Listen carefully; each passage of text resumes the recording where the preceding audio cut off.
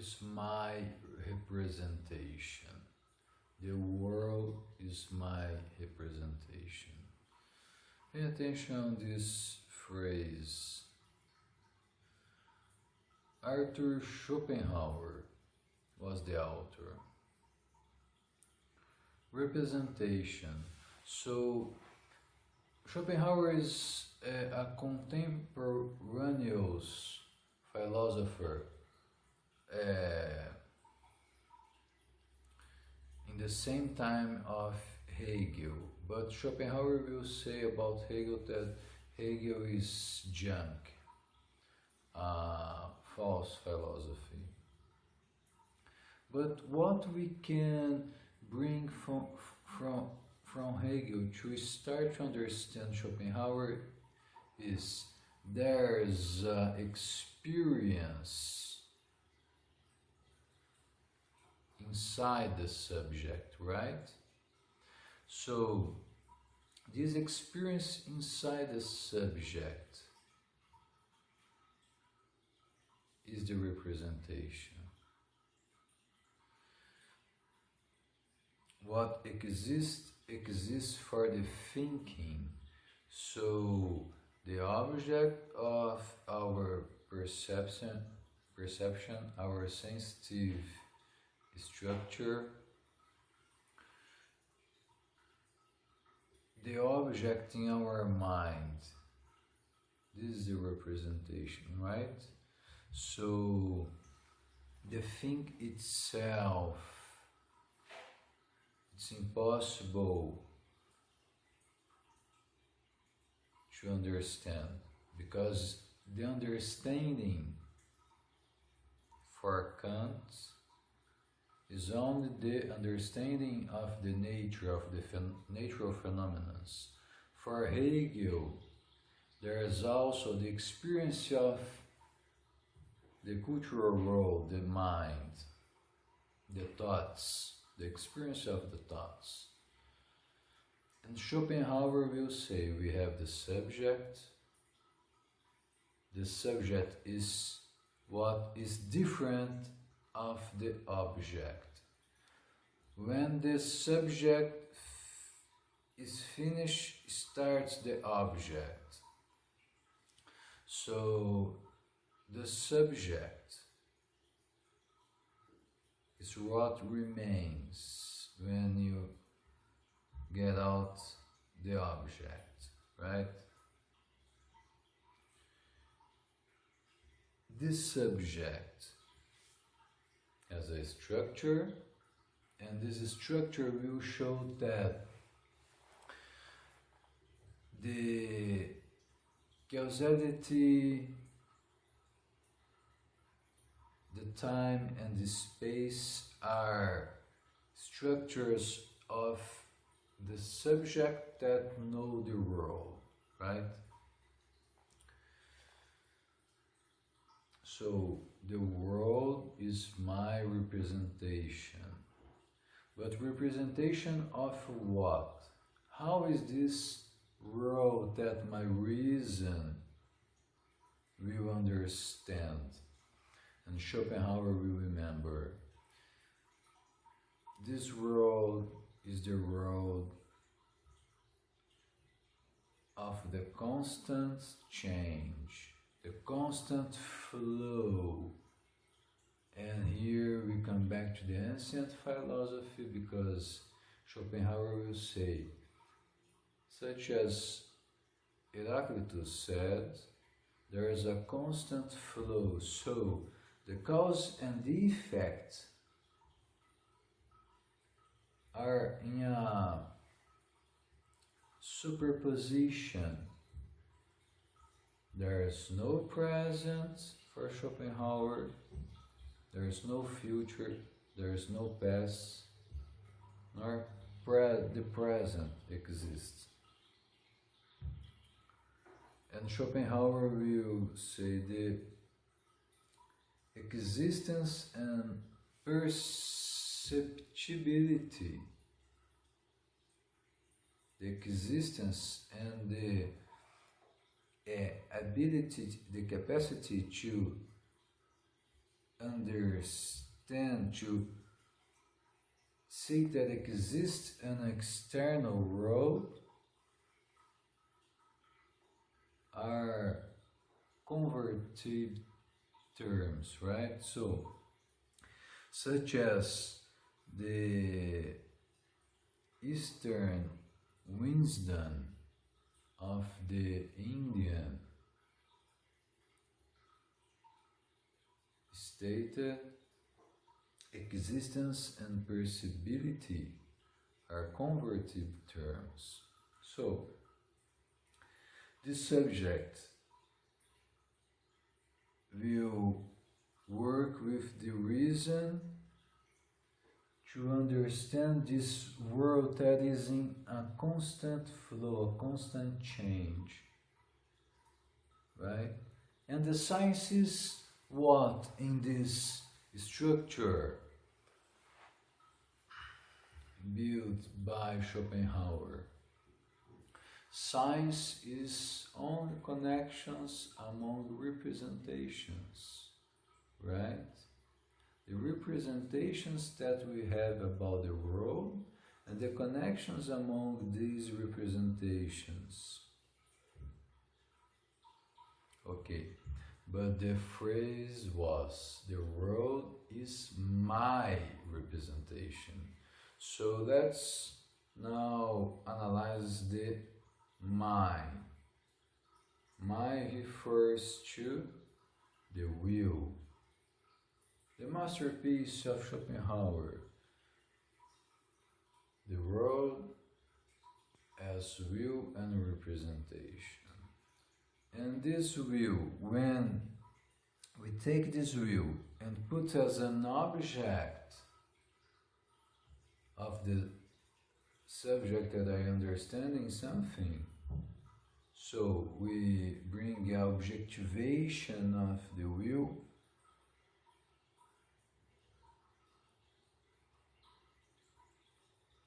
when we try to understand the self, Schopenhauer will say, the will of life affirms and after deny. So the will affirms in a positive way, we're looking for something, and after deny, because there is a satisfaction and the end of the will. So there is also a constant movement. And the causality in the Schopenhauer's philosophy will be the key element that will bring together in the issue of science time and space, because Schopenhauer will state everything's relative and it's impossible. There's space without time and time without space, and causality showed this to us. Why? Because it's necessary that you have time, for example, arithmetics and geometry, you need space. You cannot think in an object without a space, a positioning, and the movement, that is the activity, that is the causality, will bring together time and space. But everything is still changing, and our reason, when try to understand this changing, will work with representation. And when we put our will as the object of our study, our understanding, so this will is empty, because first affirms and then deny. I think that it's the origin of the later thinking of Freud concerning Eros and Thanatos,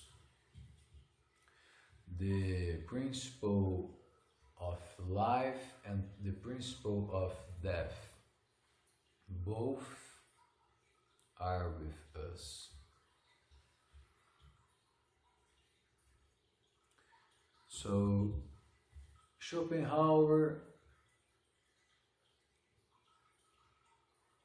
put the will as a main target, the word as will and representation, and states that this will affirms and after deny, affirms and after deny, so it's empty. Let's see what Nietzsche think about this, what Nietzsche will bring to us as a development of this subject that the modernity put as the main focus, right?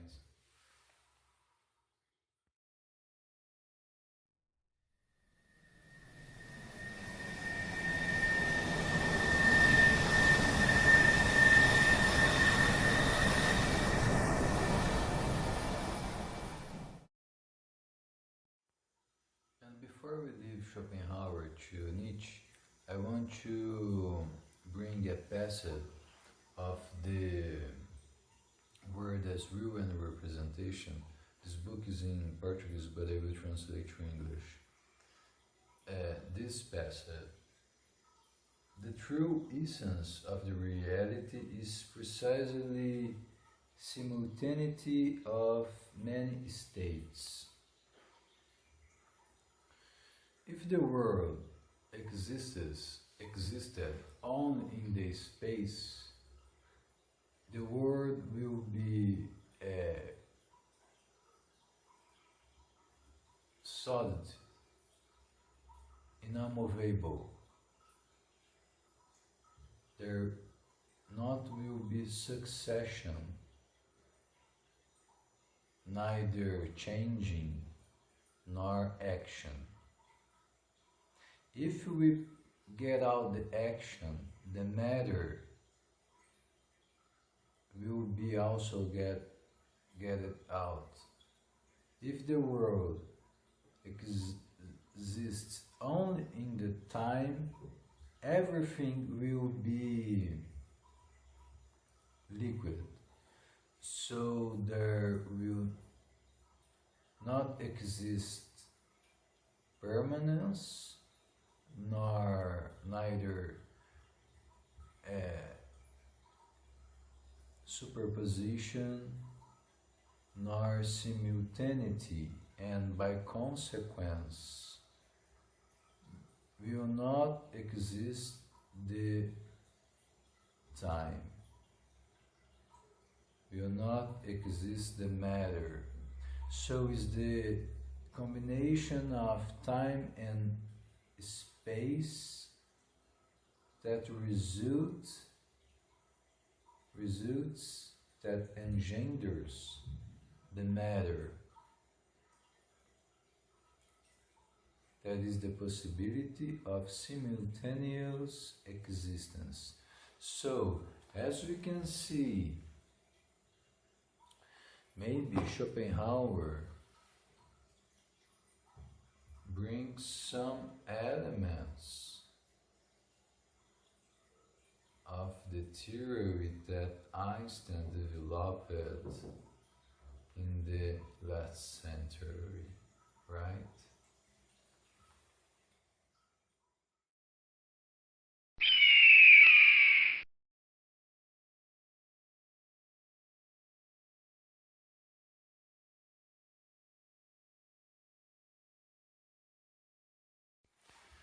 And before we proceed going to Nietzsche, let's remember in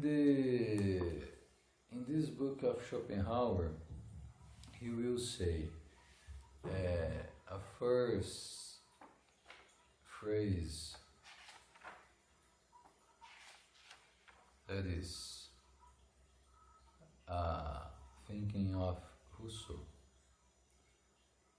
Get out of your childhood, grow up, my friend, wake up. Sors de l'enfance, ami, réveille-toi. Rousseau said this according to Schopenhauer. And after Rousseau, we have Kant saying, the way to get out of the minority of the childhood is with the enlightenment of Heidon. Pay attention. Rousseau and Kant will see the childhood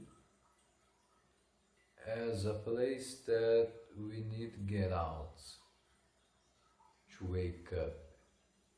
And Nietzsche will say, our spirits need to pass by 3 transformations, right? To wake up. First, we carry out the values. After, we deny the values as lions, and in a third stage, such as the children, we bring new values.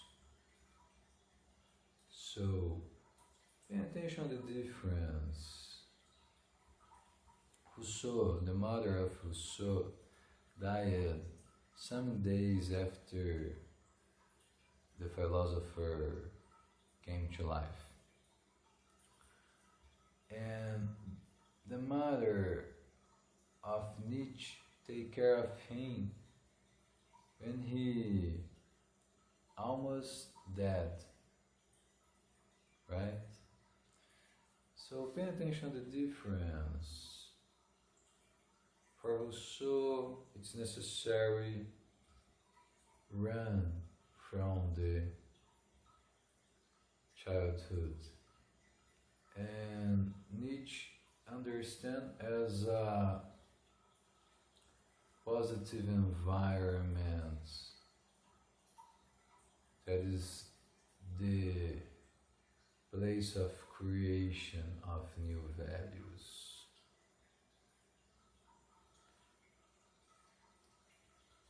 Let's see after Nietzsche, Freud.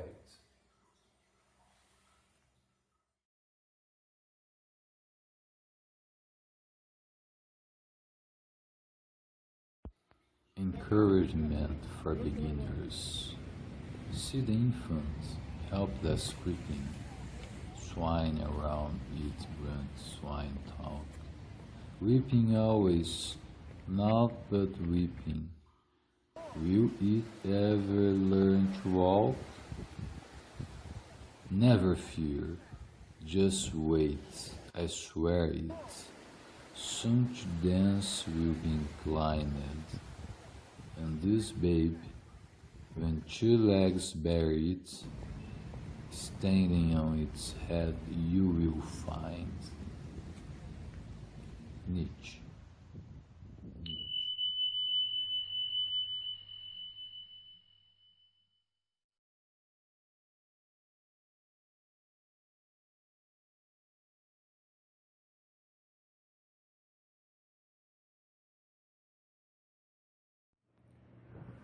So let's proceed with Nietzsche, right?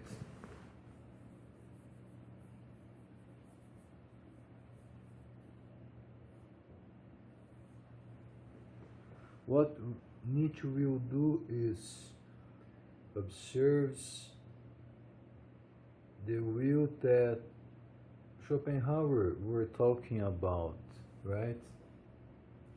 And the will for Nietzsche is not something empty, right? It's famous, the will of power. But let's come first understand what is cause and effect.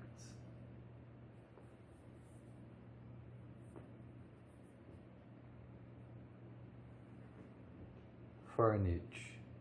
Well, the first thing, all these are images inside us, representation, right? And this representation do not explain anything. The science only describe things. And the idea of that one thing follows another do not explain anything, right? Do not explain anything. What is the goal of the science? The purpose of the science? The purpose of the science for Nietzsche is understood in the following meaning. We have what is pleasure and what is pain, right? So, Nietzsche observes that it's not separable elements. When we have happiness, we have also the pain, right? More happiness, more pain. Less happiness, less pain. This is why Nietzsche will say the Stoics will observe this balance. So, less happiness, less pain. More happiness, more pain. And the science can be used in the both meanings. So, when we are talking about Nietzsche, we need to have in mind that the movement to get out of modernity and enter in the contemporary world is the movement inside to the subject, but it's also in the modernity, but it's also the observation that the will is the main piece in the structure, not the reason, right? So this causality, cause and effect for Nietzsche do not explain anything. Just describe.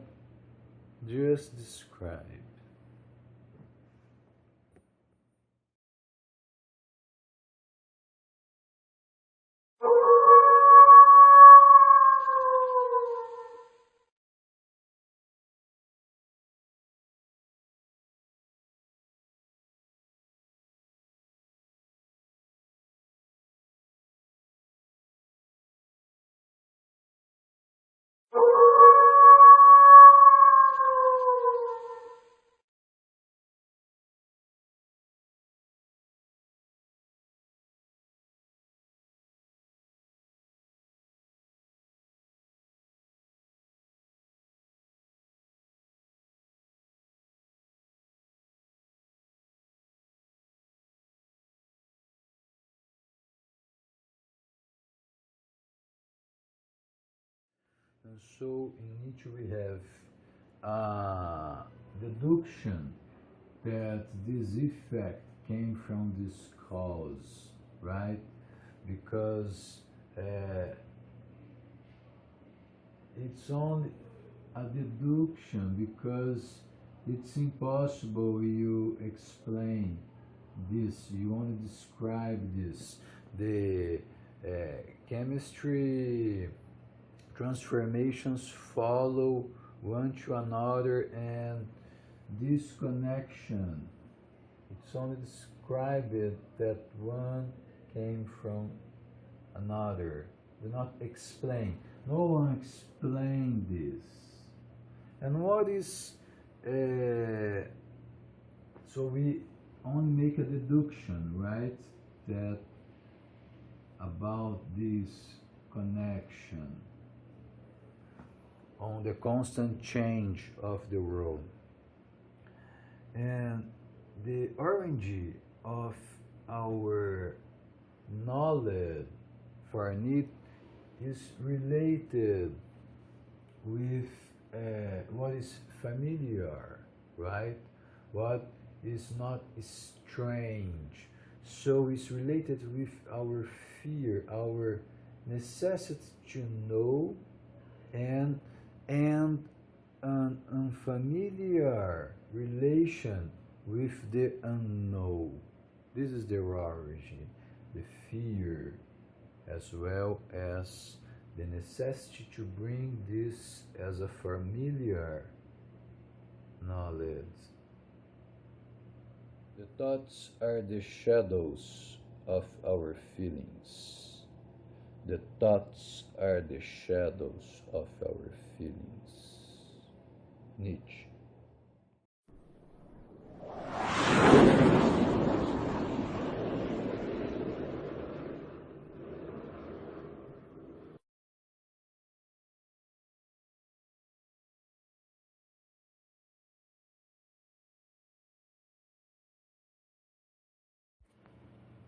So let's come back to Nietzsche.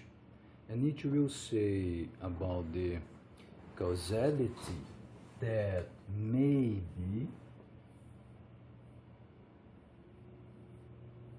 everything is just a continuum,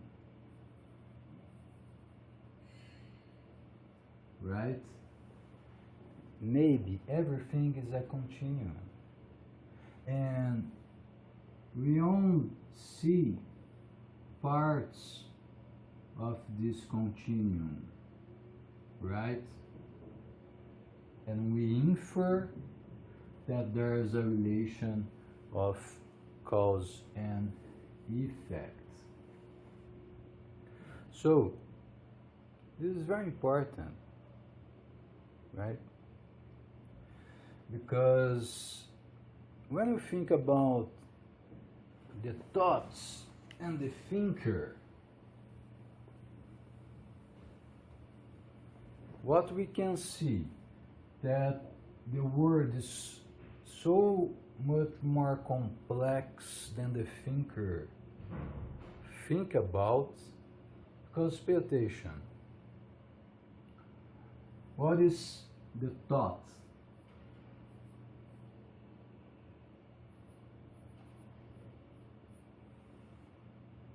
What is a thinker?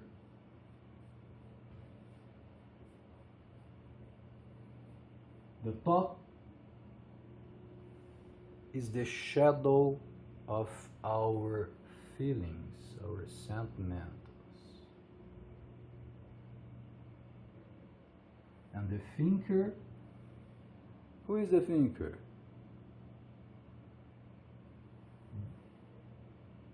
That one that takes the thing more simple than the things are.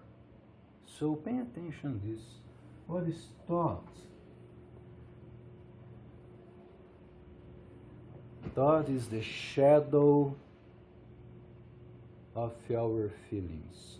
So this is why Nietzsche destroy everything concerning, for example, Kant and Plato, because it's the same that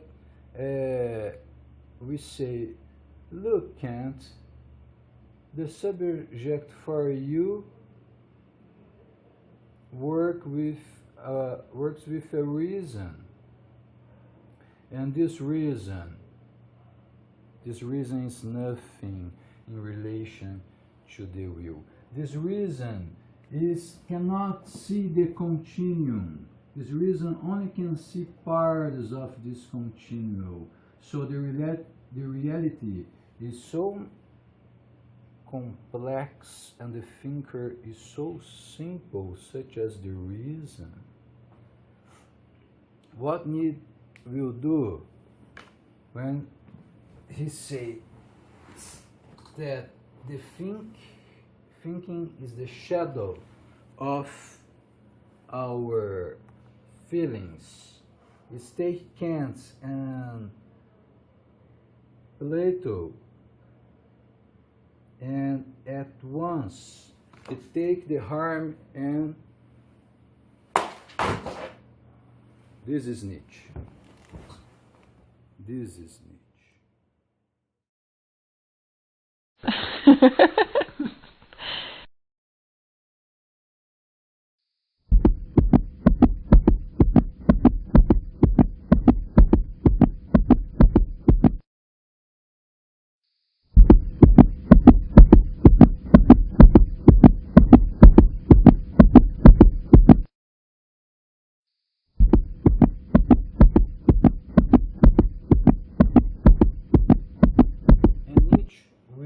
Say that there is an advantage, right?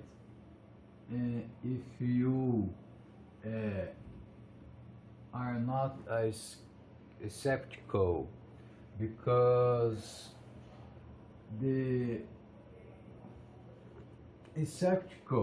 skepticism I'm talking about suspend the judgment, right? And who believes in the things affirms.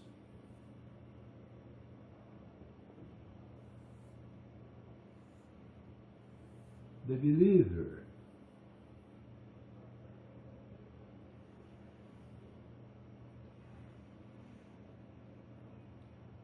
make mistakes,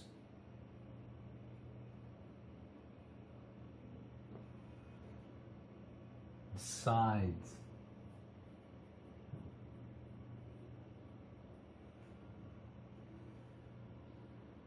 and here the constant flow is better solved by the person at this side. So Nietzsche will say, for the human species, this was essential. Even I think that this is a junk.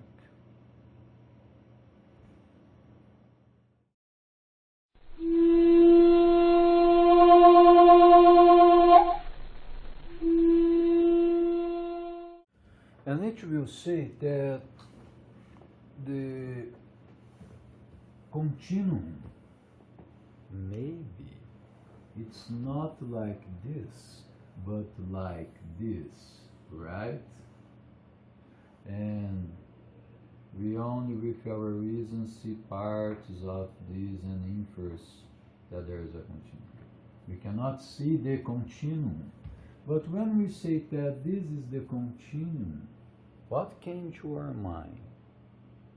How logic, Nietzsche will ask, how logic appears in the human mind? And he started to develop this notion. Well, maybe logic came from an illogical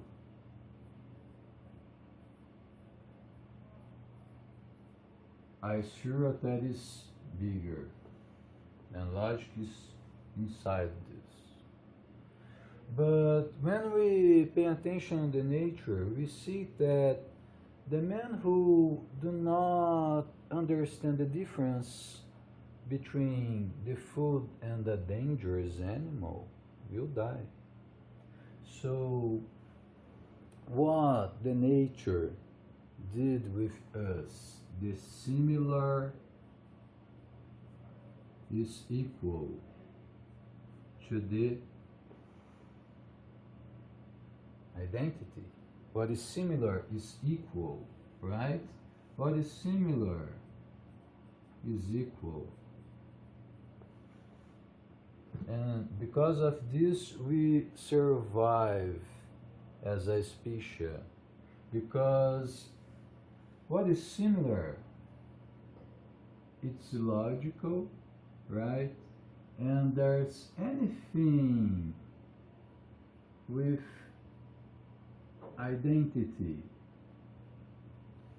But the origin of logic is this process. And when we start to think on the continuum of Nietzsche, we think that probably Nietzsche was a reader of Charles Darwin, right? Because in the Origin of a Species, let's see the name that Charles Darwin gave to the chapters of his book. Variation under domestication, variation under nature, struggle for existence, natural selection, laws of variation, instinct. So, when Nietzsche had born, Charles Darwin was maybe with 40 years old. And when we look to the Joyful Wisdom, or Gaia Science, we understand that for Nietzsche, what are you doing in the past 10 generations? Eating, sleeping, defecating, reproducing. And what are you doing now?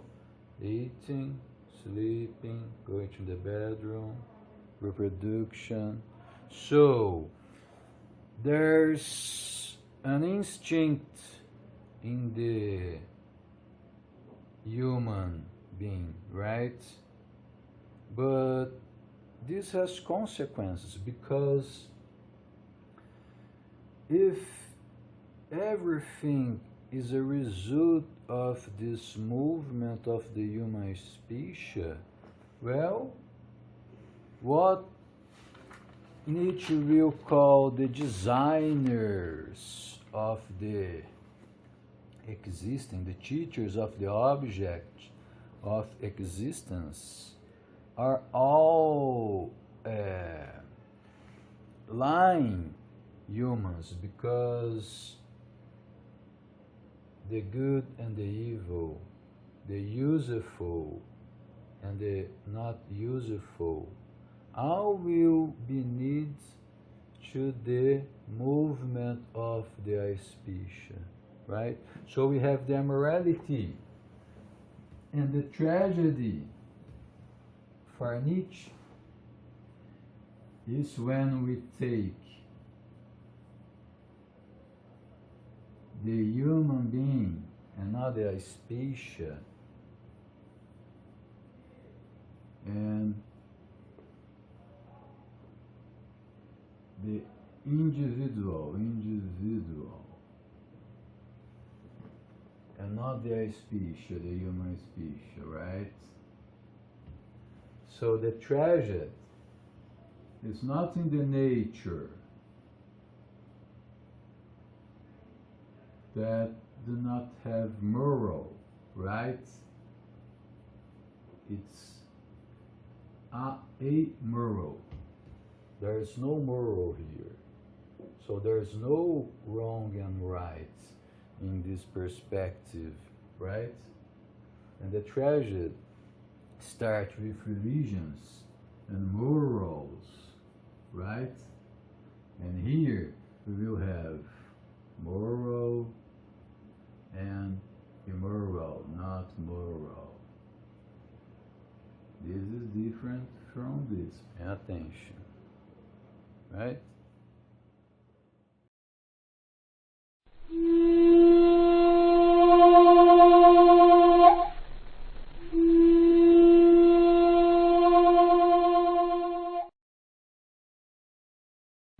So both things are important because when you deny, it's easily you understand the constant flow, and when you affirms, you accept your destiny. So we are talking about amor fati, right? The variation of life is so big,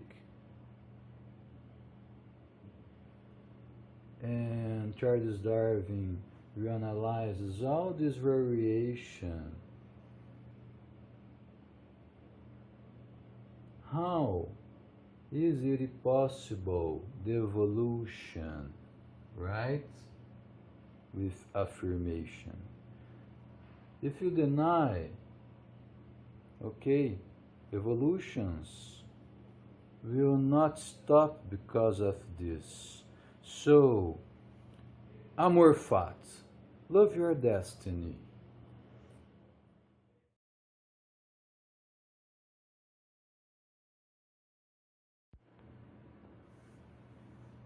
Consciousness. Consciousness is the last and latest development of the organic and consequently also the most unfinished and least powerful of these developments.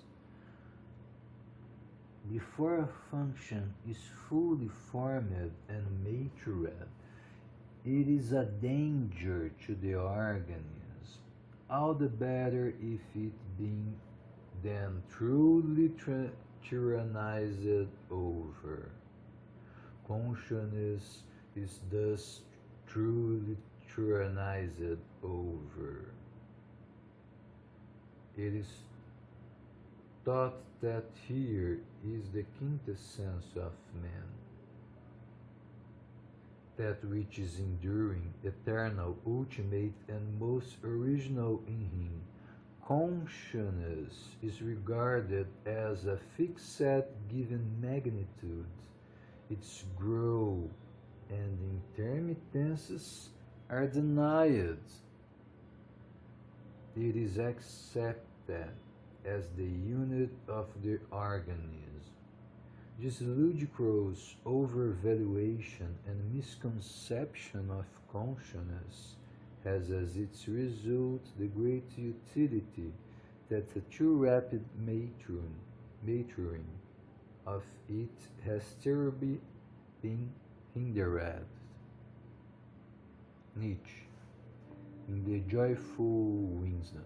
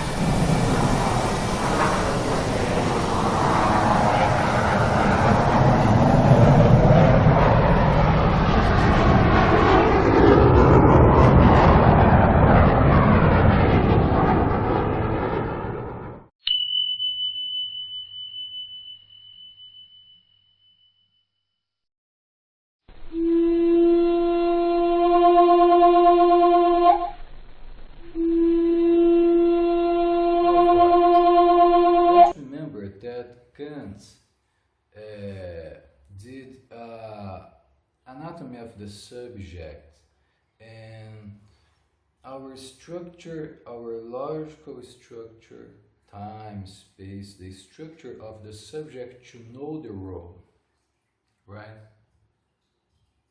So there's an experience in the nature, and we use our subject structure with the elements of time, space, to understand this.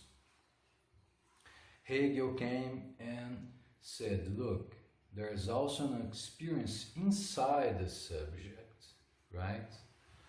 There's an experience inside the subject. And Schopenhauer will say, stop, Kant and Hegel. Both are talking on reason. Of course, the word is image, and more than image, the word is my representation, the will. So Schopenhauer will say, more than the reason, there's the will. But this will in Schopenhauer is something like empty. Nietzsche will say, this will is stronger than we think. It's a will of power. It's affirmative will. So the reason in the beginning of the modernity is the highest point. And in the end of modernity, with Schopenhauer and the transition in the initiation of contemporary philosophy with Nietzsche, the will is more than reason. And Freud came and started to do analysis of the mind and our psychological structure is more than consciousness, right?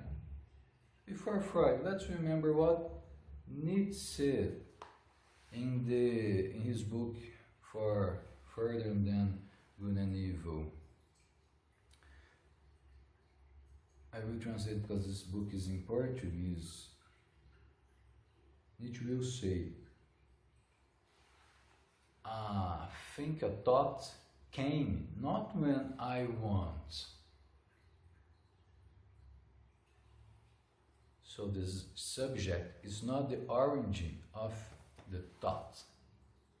The subject that is understood by a Kantian perspective, right?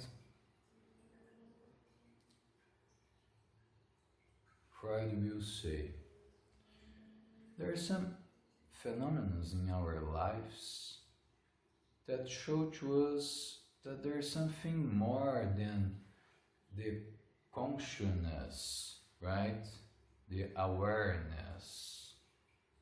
Because when I dream, there's no logic, time and space. It's not like the real world, right? And sometimes I cannot understand why some thoughts came to my mind, why they appear in my mind. So Freud started to think there's something more than the consciousness. And Freud was a scientist. So he will say, I describe things, I aggregate, right? I separate, I make relations among the descriptions. And science is like this, Freud will say. Hypotheses, descriptions, demonstrations about facts and ideas that everyone agreeing some undetermined point, right? So we apply these methods of description, aggregating, understand relations to the objects, and this is science. And Freud will say, I will do this with instinct. What is instinct if we apply a scientific method? And Freud starts to elaborate this notion. There's a stimulus, right? And inside of this notion, there's a kind of stimulus that are inside the subject. This is instinct. And the instinct is a kind of force that happens inside of us. And now the instinct shall have an end, an objective, an end. That is the satisfaction, right? And sometimes this do not happen. Sometimes you have something that is a barrier to the instinct, came from the unconsciousness to the consciousness, because of course we only know the unconsciousness in a consciousness state, right? So, through a consciousness state, of course, that there is some access to the unconsciousness, like the dreams, right? But what Freud will say is, this stimulus that is inside the subject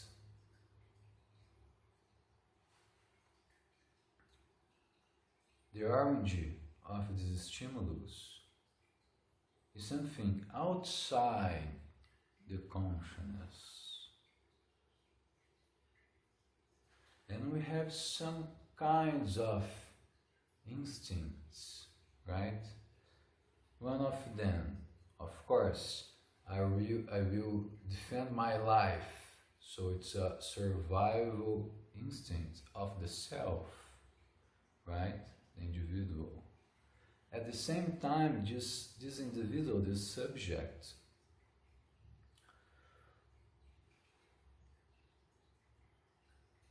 is an individual of the species, the human species, and the reproduction is an element of the human subject.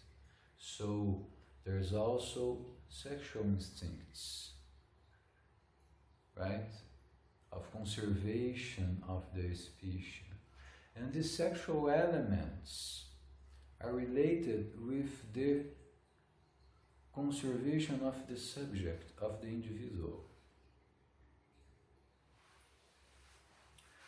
Why an instinct do not achieve the end? There's something happening here, right? Because the end of instinct is the satisfaction. And when this satisfaction cannot be achieved, be by your own body, by the body of other, by some object, doesn't matter. This energy needs to go someplace. So what Freud started to do is say, look, our thoughts have roots that are not consciousness, are in the unconscious mind, right?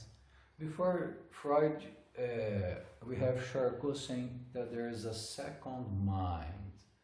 But in Freud, the second mind is the unconsciousness, right? And the unconsciousness works with the principle of pleasure. So, more pleasure less pain. More pain, less pleasure. The unconsciousness have this principle working in the individual. So when we start to think in the beginning of the modernity that the subject and the reason and the logic, it's enough to understand and know the world, with Freud and Nietzsche and Schopenhauer, our actions,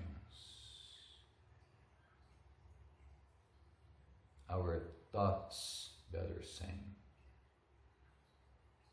our ideas,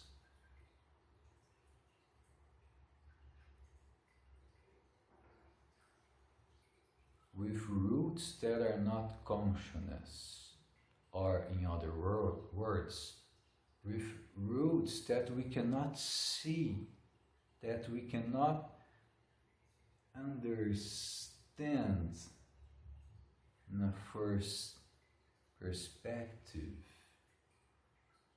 So the unconsciousness is bigger of the consciousness.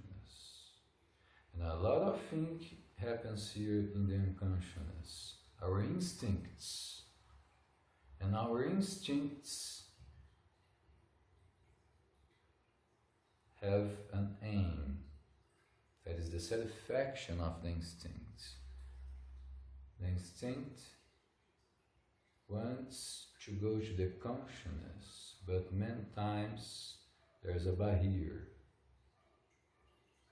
And when this happens, is when the disease appears.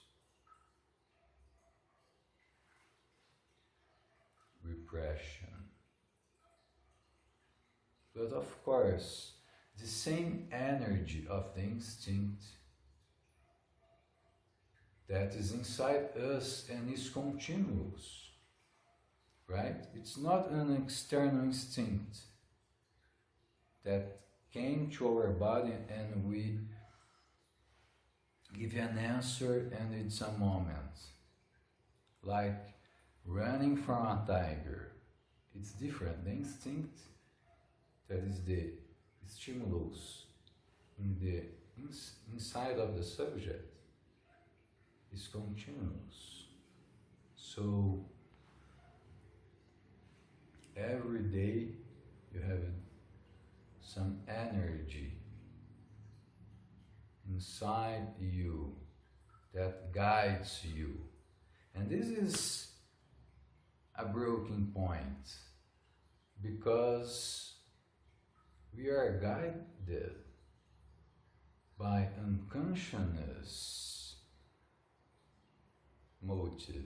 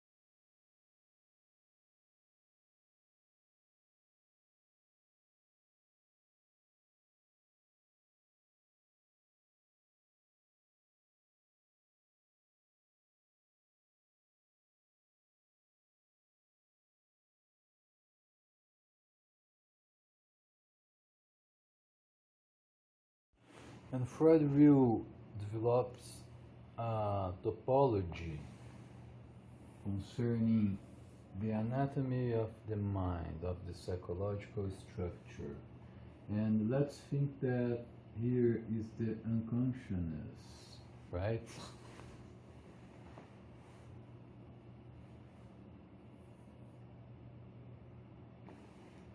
And there's another sphere here inside that is the pre-consciousness, and another sphere inside, that is the consciousness. And our instinct, that is an impulse, a force, will came from here to here, aiming to obtain the satisfaction. Here in the consciousness,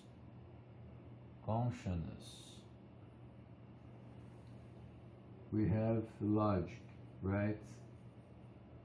Time, space. It's the Kantian idea of the subject. And here in the unconscious, we have illogical.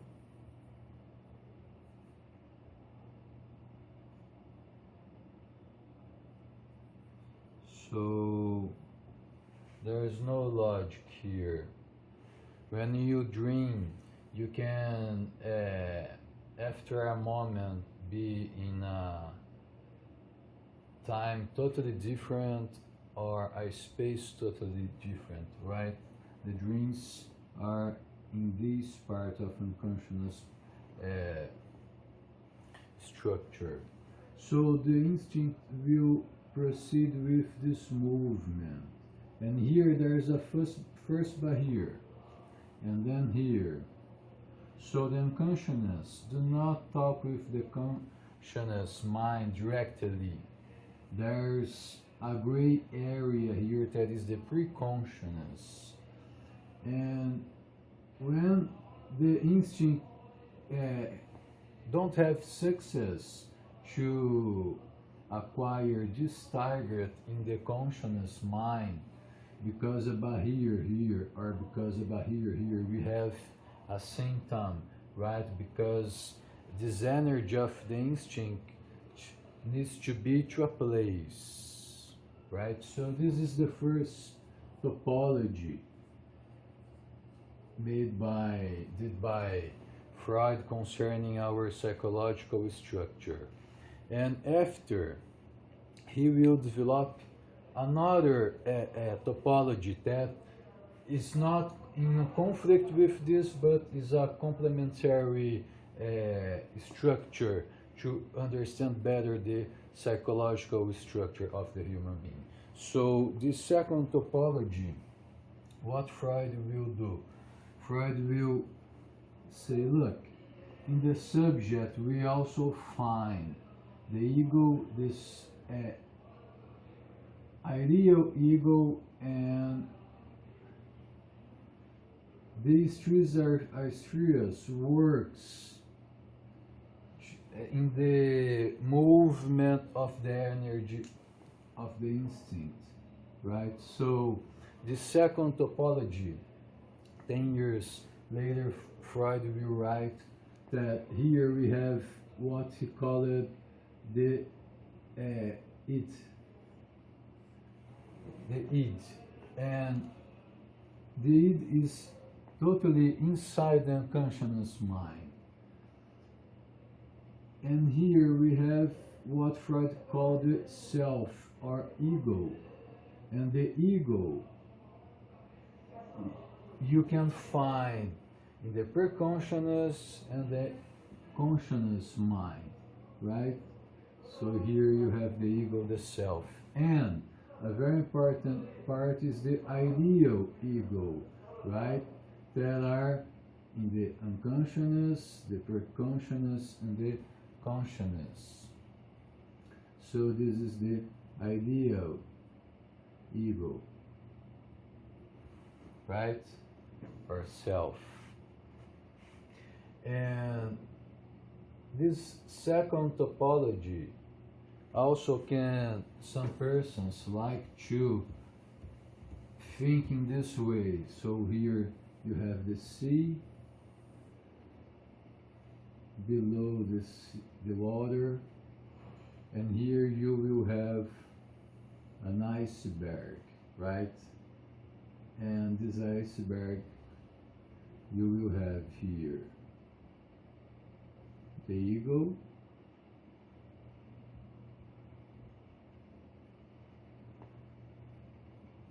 the id, that is the not determined, it's not the self, right?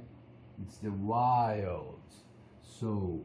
And here you have the ideal ego. And in the surface you have the consciousness, here the pre-consciousness, and here the unconsciousness. So this topology of the psychological structure is what Freud built. And he says, here we have the principle of pleasure, right? And here we have the principle of reality. And here we have the principle that we can say the ideal principle. So this is the ideal ego, right?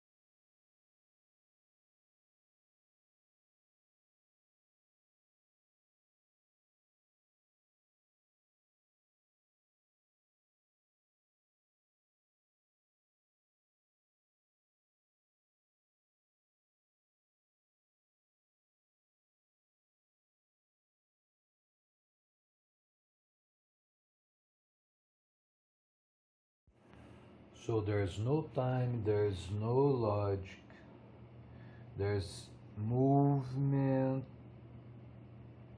no contradiction, there's no logic in the unconsciousness, right? And the idealistic ego, right? We can say that here is the issue of the road, right? The road.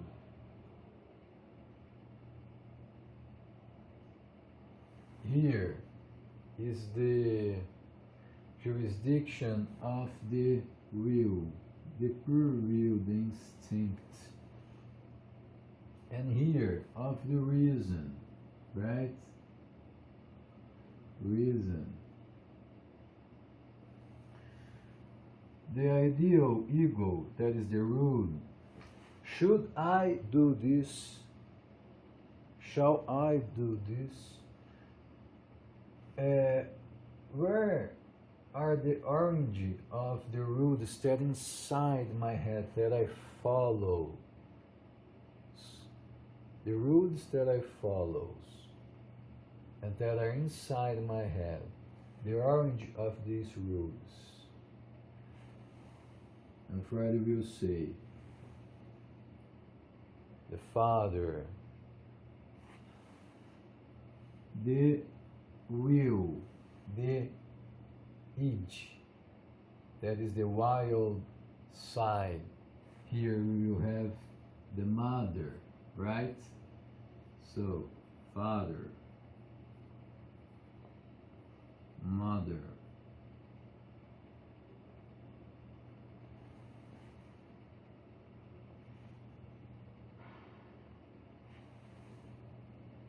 so this is how the rule is introjected inside the person in the childhood.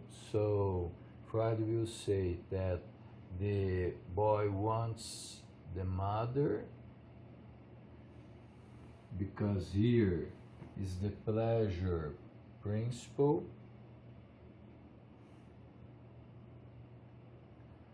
and the father for the little boy, it's a kind of opponent because it's an impediment to the will, that is have the mother that works with the pleasure, right?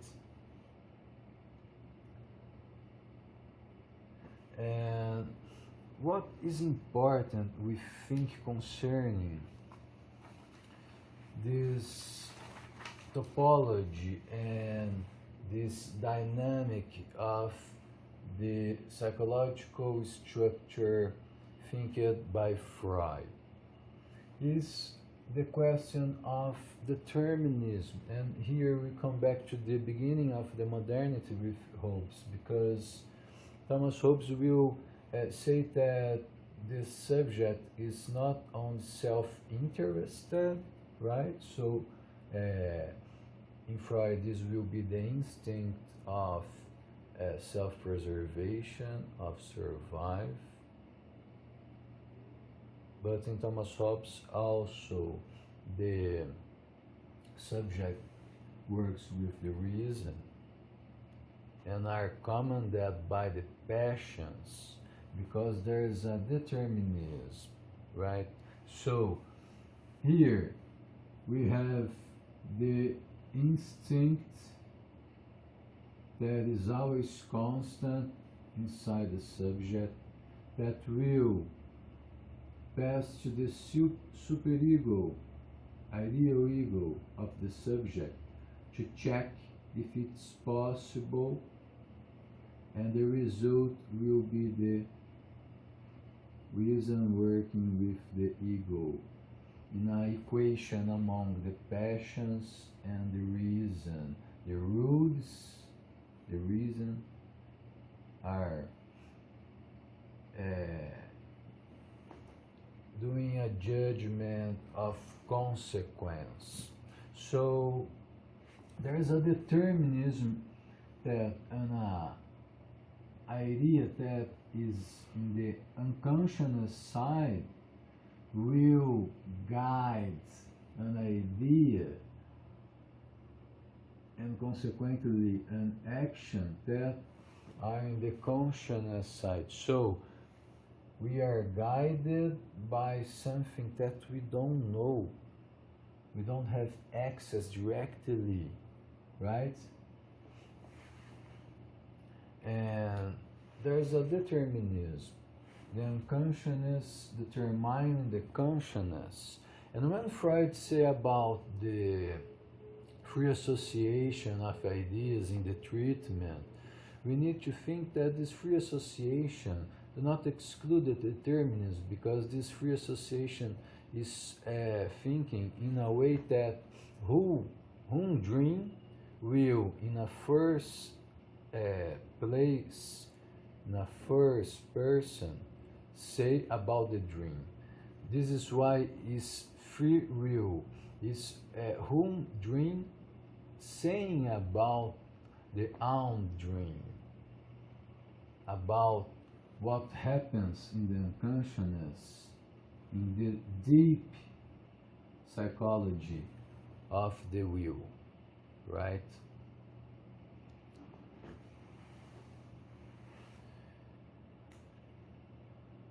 And the determinism is what remains as a connection of cause and effect, being the cause the unconsciousness and the effects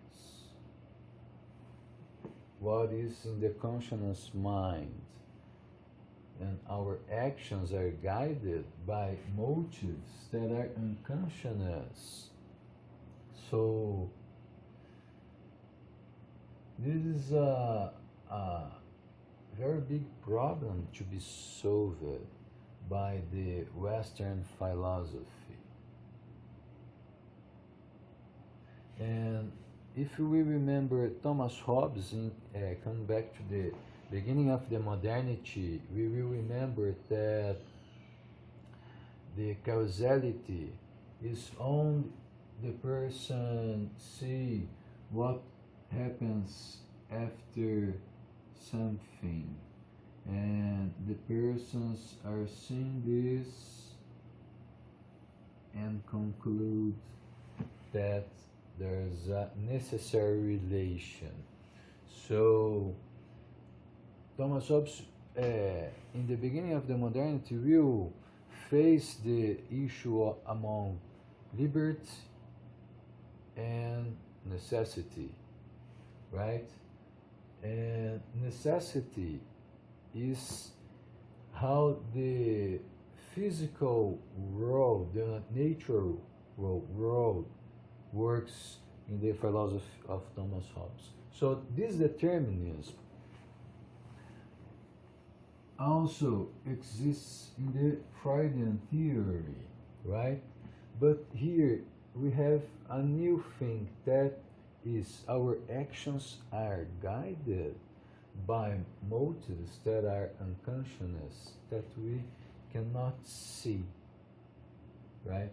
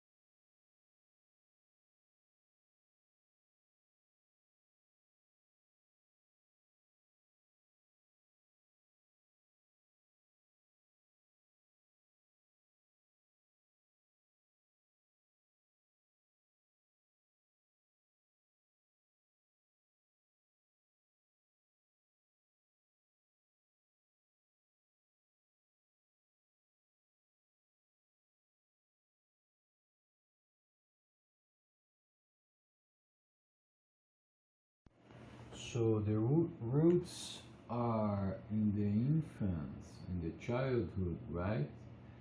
Where we have this relation of the child with the mother and with the father, mother being the pleasure, father being the root, right? And this will be the structure in the future of the subject. But what is important also we understand in Freud is that the instinct, we have the stimulus, right? A external notion of stimulus, and we have the stimulus inside the subject. And this stimulus is the instinct, right?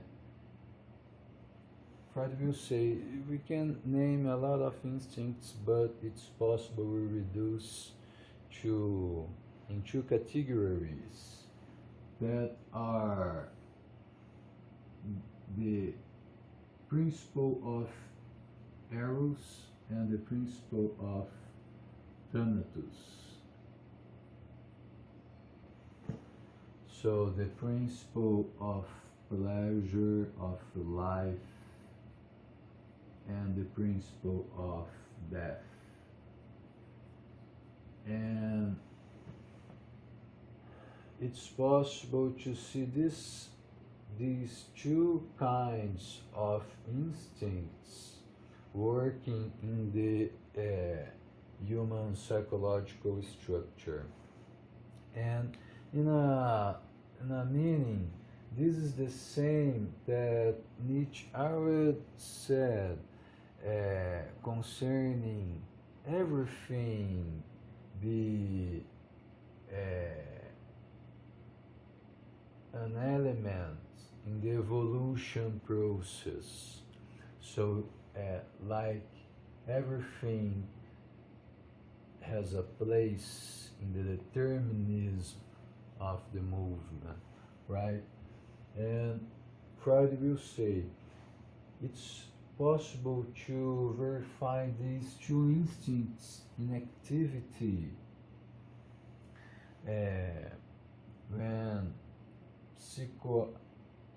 when happens the psychoanalysis process of the patients. It's possible to see the principle of life and the principle of death working in the deep psychology, in the unconsciousness of the person. And here again, we have another problem because it's like Freud say, look, we have a destruction principle, a dissolution principle that move the things to the undetermined, and at the same time you have this affirmative principle that aims to determine, to establish the jurisdiction of the self. So the life is a contradiction in movement, with these instincts working inside of us.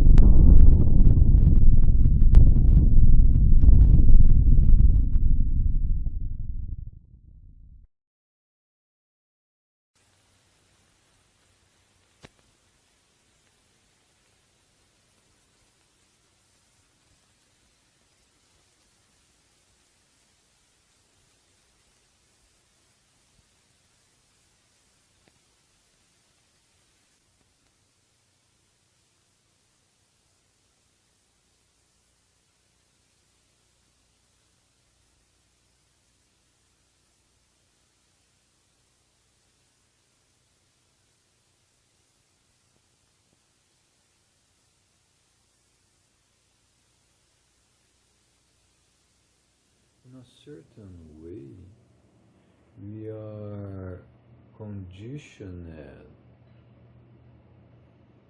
by a determinism that has no limits. So, if the things happens like Freud described, there is no freedom, there is no liberty. But we need to remember, the right came before the law. The liberty came before the restriction of the liberty.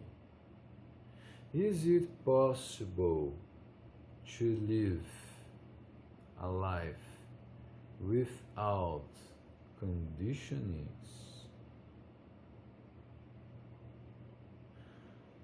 Is it possible to create the own values, like said Nietzsche concerning the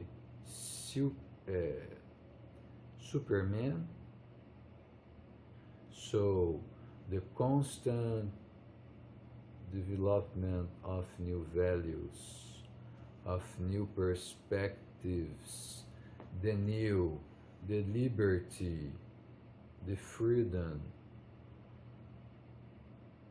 all this only a dream?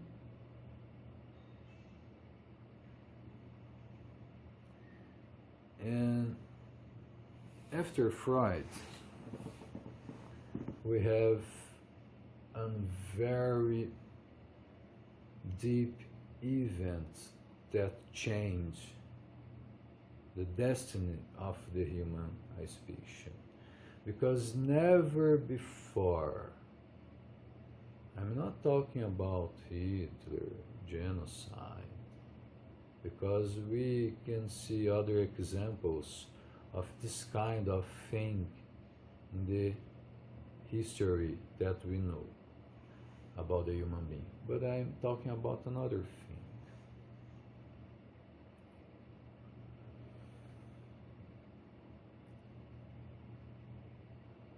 When we start to think, is it possible at once exterminate the human species? All human species can exterminate the human species with a nuclear bomb? So, never before in the history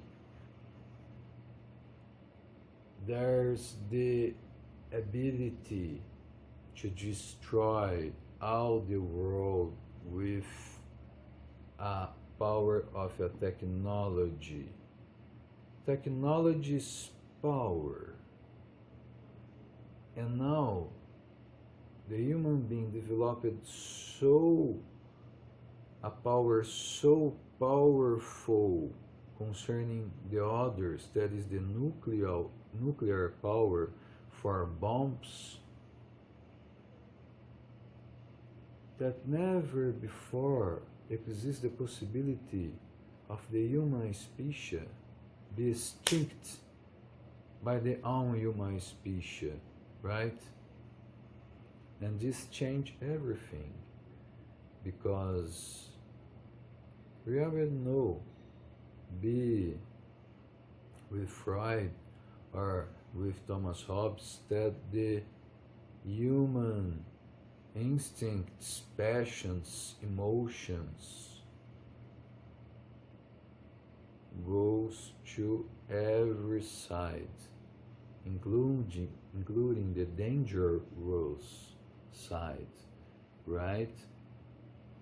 So, never before in the history of mankind, a human being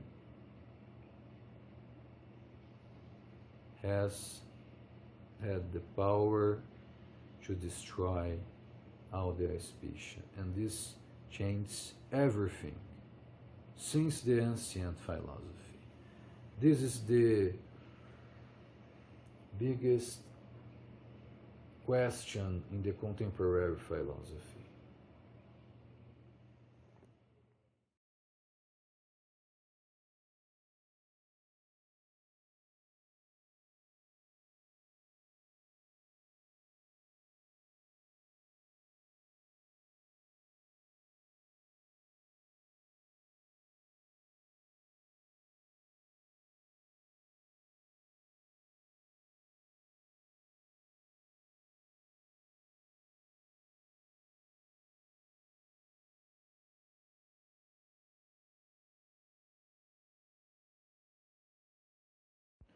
And the things are getting worse because when we think about the biotechnology today, so if before the mankind can commit suicide by some of its members that are in the power, so it's more difficult, you manage a nuclear bomb, there is a lot of security steps.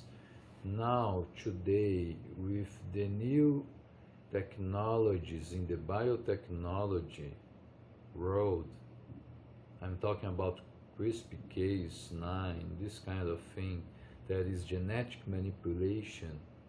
So imagine that today it's easier than in the past and very cheap. You works with genetic engineering, right? But when you change some components in the biological being, this changes because the determinism, all the ecology, right? So now you can think that if before the problem of the mankind commit suicide by some of them that are in charge of the powers of the nuclear bombs, today the human species can produce a lot of individuals that with not so many money can works with genetic engineering and create mutants, right? That will change the ecology. So this is another big issue that philosophy shall to face in the contemporary philosophy.